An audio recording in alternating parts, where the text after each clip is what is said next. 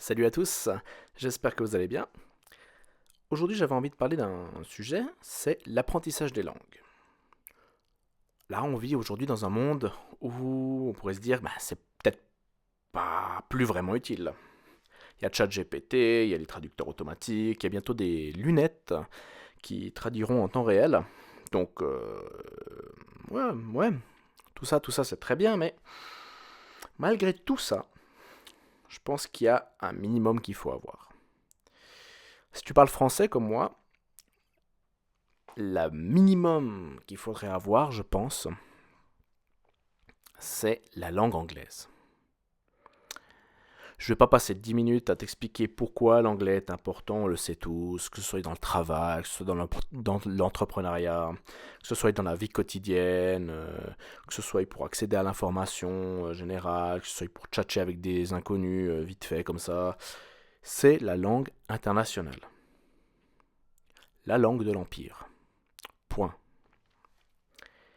Donc, même avec tous les outils de traduction, je trouve qu'avoir une base solide en anglais, c'est c'est pas du luxe, c'est une nécessité.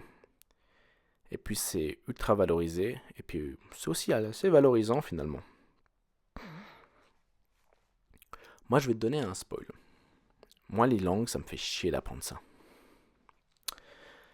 Faut le savoir, il y a plusieurs types de personnes sur Terre. Il y a ceux qui adorent apprendre les langues. Il y a ceux qui ont une facilité naturelle à les apprendre. Et puis il y a les autres, peut-être comme vous et moi, à qui ça fait chier d'apprendre les langues. C'est chiant. Moi, ça me fait chier, mais je les apprends. Donc j'ai appris l'anglais il y a longtemps. Donc maintenant j'ai un niveau B2, mais je continue à le perfectionner parce que j'ai un niveau de grammaire déplorable. Voilà, soyons honnêtes. Et actuellement j'apprends l'allemand. Donc je vais vous partager un petit peu ce que j'ai expérimenté un petit peu et j'espère que ça peut vous être utile. Moi, ma philosophie, c'est de ne pas forcer. Pour moi, pour moi c'est ça le point clé. Qu'on apprend une nouvelle langue et surtout quand on n'est pas passionné par ça. Parce qu'on a tous un travail à côté, on a tous des études ou des projets ou juste une vie, quoi. Et donc l'apprentissage des langues doit s'intégrer à notre vie, à notre quotidien et pas devenir une contrainte. Alors c'est vrai qu'il est toujours plus facile quand on est indépendant, chômeur ou rentier de ajuster son temps comme on veut. Mais quand on est salarié, je faisais aussi ça. J'apprenais des langues. Aujourd'hui, j'ai un peu plus de liberté, mais ça reste le même principe. C'est on ne force pas. 15 minutes par jour, c'est largement suffisant. Qu'est-ce que j'utilise comme système? C'est souvent le système de flashcard. Vous avez peut-être entendu parler de Anki ou alors Mosalingua. Moi, j'utilise personnellement le Mosalingua. Yankee, c'est exactement la même chose, c'est un système de flashcard. Donc, c'est-à-dire que d'un côté, vous avez le mot en français, de l'autre côté, vous avez la traduction dans la langue que vous apprenez. Et le truc, c'est qu'il ne faut pas forcer. Il faut apprendre 5 ou 10 mots par jour. En fait, tout repose sur un principe avec ces flashcards, c'est le principe de la répétition espacée. C'est-à-dire qu'au début, tu vas avoir le mot presque tous les jours. Puis après, tu vas avoir le mot peut-être tous les 2 jours. Puis après tous les 4 jours. Puis après une fois par semaine. Jusqu'à ce que ça rentre dans ta mémoire à long terme. Mais évidemment, il y a un piège avec ça. C'est que si tu veux en faire trop, surtout dès le début, tu vas te retrouver avec... euh, tu vas te retrouver avec beaucoup de révisions qui vont arriver très vite. Parce qu'au début, on apprend peu de cartes, on a peu de révisions. Donc on se dit ça va, c'est tranquille. Et on va se dire, ah tiens, on va forcer, on va apprendre un petit peu plus. Alors au pire, oui, apprends un tout petit peu plus au début pour avoir un peu plus de matière et de flashcards. Ok, mais après, redescends très vite à un rythme de 5 ou 10 cartes par nouvelle carte par jour. Pourquoi? Parce que si tu commences à trop forcer, tu vas apprendre trop de cartes. Toutes ces cartes, il faudra les réviser. Ça va s'accumuler. Tu auras beaucoup trop de révisions à faire, trop grosse charge mentale, et tu vas abandonner. Parce que le principe, en général, c'est de réviser tes cartes avant d'en apprendre des nouvelles. Et si d'un coup, tous les matins, tu te réveilles, tu as 500 cartes à réviser, tu vas pas t'en sortir, ça va juste te faire chier, tu vas abandonner. Donc il vaut mieux apprendre un petit peu, mais tous les jours. Ça permet de garder, disons, un bon rythme, c'est-à-dire de ne pas avoir toujours trop de cartes à réviser, puisque les cartes que tu auras dans la mémoire à long terme, peut-être qu'elles vont revenir une fois par mois, et donc ça te permet de lisser la charge. On va parler de chiffres, et c'est ça où aussi est toute la subtilité et ce qu'il faut bien comprendre, c'est que un B2, un niveau B1, c'est environ 2000 mots, on dit. Il y a aussi des heures d'écoute, des heures de tatati tatata, mais globalement, c'est environ 2000 mots que tu connais. Je me base sur le B1 parce qu'en dessous du niveau B1, c'est un peu du baragouinage, c'est pas sérieux, c'est pas monétisable, c'est pas utile professionnellement, ça sert un peu à rien. Donc c'est pour ça que je prends un peu B1 comme la porte d'entrée. Donc on a dit B1 c'est 2000 mots. Maintenant on va faire des petits calculs. 5 mots par jour fois 365 jours. Et bien ça fait environ 1800 mots. Donc on est presque aux 2000 mots après une année. Tu vois, après une année, tu as un niveau honorable dans la langue que tu apprends. Donc 10 mots par jour, bah c'est le double, 300 soit à peu près 3600 mots. 3600 mots, c'est très honorable. C'est pratiquement un B1 intermédiaire, voire un B2. Donc, il n'y a vraiment pas besoin de faire plus que 10 mots par jour. Tu peux faire 10 mots par jour si tu es vraiment motivé. Comme ça, pendant 6 mois, tu apprends rapidement. Et moi, je te conseille même de faire, si tu veux faire ça, tu apprends 6 mois rapidement, 10 mots par jour. Et après, hop, tu passes à 5 mots par jour. Parce qu'il n'y a vraiment pas besoin de plus. Une fois que tu connais les 2000 premiers mots, les autres, c'est un peu pour rajouter un peu du vocabulaire et compagnie. Mais les 2000 premiers mots te permettent déjà de parler très bien. Donc, il ne faut pas forcer.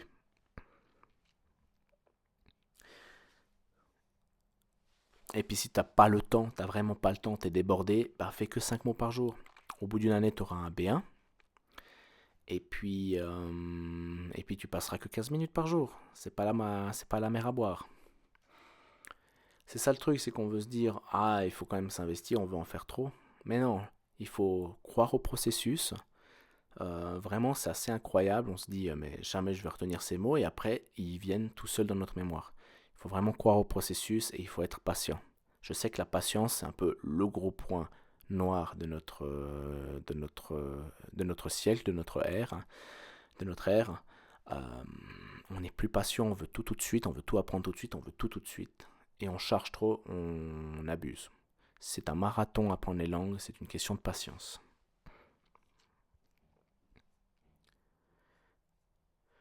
Ce que je recommande, pour ceux qui n'aiment pas apprendre les langues et qui sont sûrement pas de facilité, pour ceux qui ça fait chier, c'est d'apprendre une langue à la fois.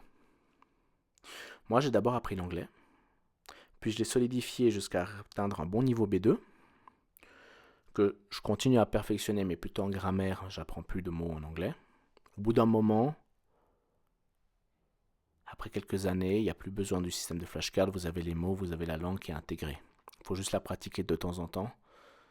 On peut s'en passer de ça. C'est pour ça qu'on peut l'utiliser pour apprendre une autre langue. Et moi, c'est ce que je fais maintenant en apprenant l'allemand avec ce système de flashcards. Petite astuce, j'apprends l'allemand basé sur des flashcards qui sont en anglais. Donc anglais d'un côté, allemand de l'autre. Je vous expliquerai un petit peu plus tard pourquoi. Mais ça peut être intéressant si vous voulez apprendre plusieurs langues.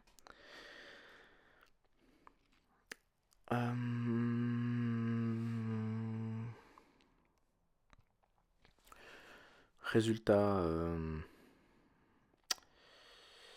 je révise un petit peu l'anglais, j'apprends l'allemand en même temps, et donc je renforce les deux langues en même temps. Ça, c'est intéressant. Mais moi, je vous recommande une langue à la fois. D'abord, vous consolidez un bon niveau avec une langue, puis après, vous passez à une seconde langue.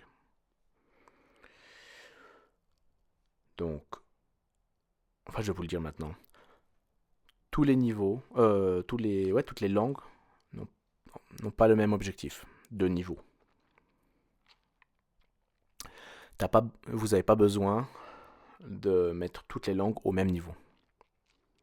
C'est-à-dire, moi, typiquement, j'ai un plan assez clair. C'est le français, c'est ma langue maternelle, je ne vais pas changer. L'anglais, j'aimerais un niveau C1, quasi bilingue, car je veux vraiment avoir une maîtrise et une précision dans mon langage anglais pour quand je discute avec des clients étrangers ou avec des partenaires, etc. Et les autres langues, j'aimerais atteindre un niveau B2 maximum. Je ne cherche pas à atteindre, à devenir... alors, que ce soit clair, que ce soit dans ma langue maternelle, je ne suis pas Molière. En anglais, je ne cherche pas à être Shakespeare. Je cherche juste à parler autant bien que je parle français. Les autres langues, je ne cherche même pas à parler autant bien que je parle français. Je suis d'accord que j'aurai jamais une maîtrise comme j'aurai en français. Il n'y a pas de problème, c'est ok. Je veux pas être Goethe. J'aimerais juste je puisse communiquer la plupart du temps en allemand sans aucun problème. Et s'il y a vraiment besoin de partir sur des trucs complexes, on part avec des traductions, on part avec du français, on part avec de l'anglais.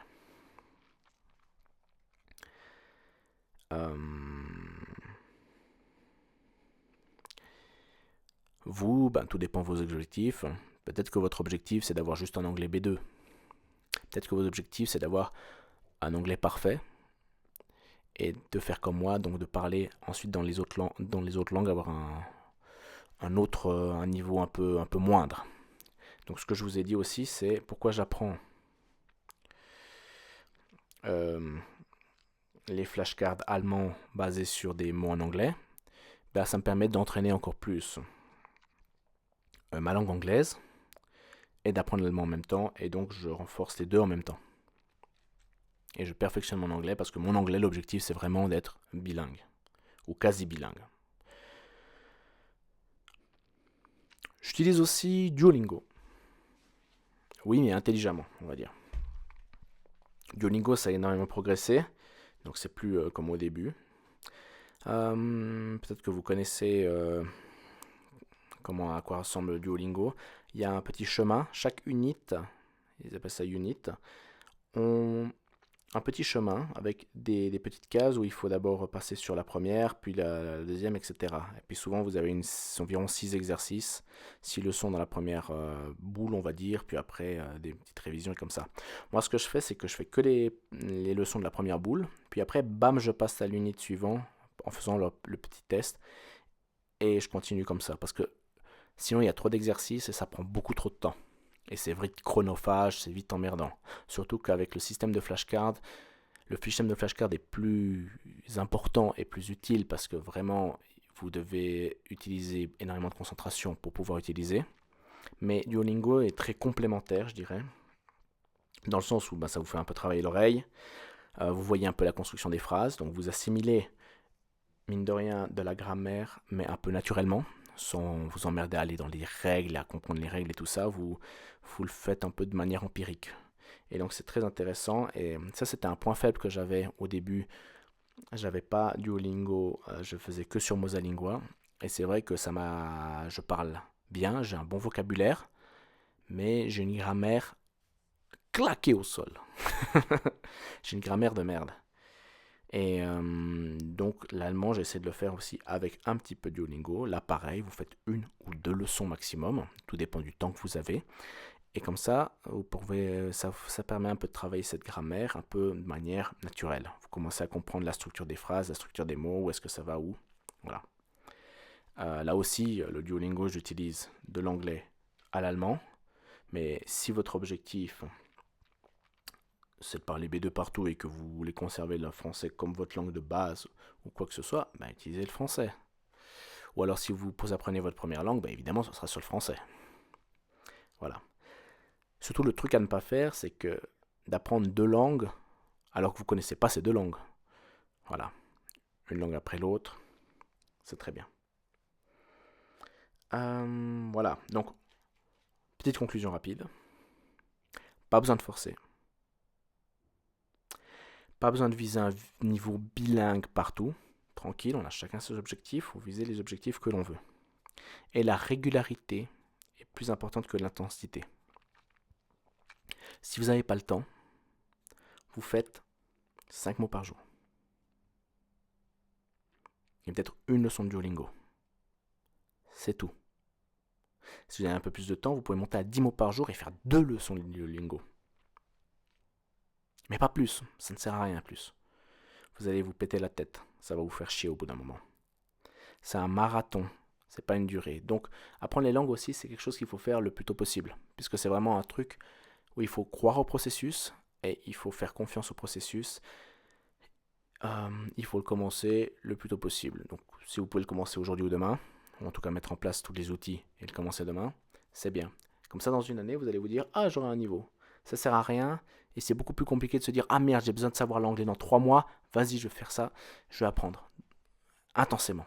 Ça marche pas bien, vous allez vous décourager, ça fait chier. À part que si vous aimez vraiment ça. Ou à part si vous êtes vraiment dans un pays étranger, là on apprend toujours de manière beaucoup plus efficace parce qu'on n'a pas le choix. Mais dans la vie de tous les jours, peut-être que si vous travaillez en France, en Suisse, en Italie, en Belgique, dans des pays francophones, vous n'avez pas besoin d'avoir l'anglais comme ça. Mais vous voulez quand même l'apprendre, eh ben, l'apprenez-le sur la durée, tranquillement, en prenant votre temps. Et vous verrez dans une année, hop, vous commencerez à parler anglais. Et c'est miraculeux. Dans 2 ans, vous parlez parfaitement anglais. Avec un B2. Comment vous pouvez tchatcher avec les personnes à l'hôtel, valoriser ça sur votre CV, plein de choses. Donc c'est un marathon. C'est pas un sprint. Et vous allez arriver à des plus grands résultats et vous allez apprendre mieux parce que vous n'allez pas surcharger votre cerveau. Parce que quand vous surchargez votre cerveau, il va supprimer la moitié des choses. Alors que quand vous ne le surchargez pas, eh ben ça va. Une dernière petite astuce que je peux vous donner, c'est à propos de quand le faire. Évidemment, surtout quand on est salarié, on est un peu débordé. Quand on est entrepreneur ou rentier, on a plus de temps.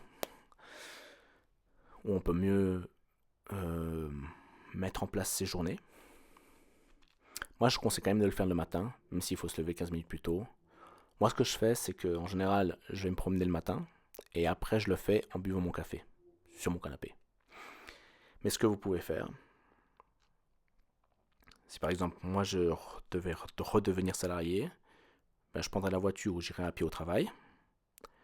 Et au travail, je prendrai un café, j'irai à la salle de pause, et puis je ferai mon apprentissage des langues. Et seulement ensuite, j'irai bosser. Voilà. Bon, j'espère que tous ces conseils vous ont plu. N'hésitez pas à vous abonner, à me dire dans les commentaires si vous avez aimé, si vous n'avez pas aimé, si vous avez des choses à partager aussi. Je suis très curieux de voir un petit peu ce que vous en pensez, vos réactions. Et qu'est-ce que je peux vous dire? À la prochaine. Ciao, prenez soin de vous.